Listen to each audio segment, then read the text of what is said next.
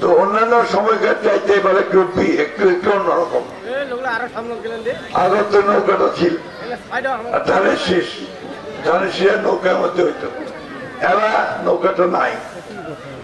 নৌকার যিনি কান্ডারি আমাদের সাবেক প্রধানমন্ত্রী হাসিনা, উনি আপনাদেরকে ফেলে ভারতে চলে গেছে, দিল্লি থেকে বসে আসছে আর আমাদেরকে বিপদে ফেলে দিয়ে গেছে, তাই না? থাকলে অন্তত একটা গণতান্ত্রিক অবস্থা চলতো, তাই তো?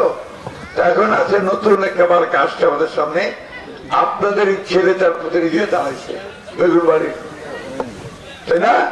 দেলোয়ার ভালো ছেলে, অল্প বয়স, এরা ভালো ছেলে। আমরা বুড়া হয়ে গেছি, আমরা বহুবার ইলেকশন করছি, এমপি হয়েছি, সরকারটা চালানোর অভিজ্ঞতা আমাদের আছে।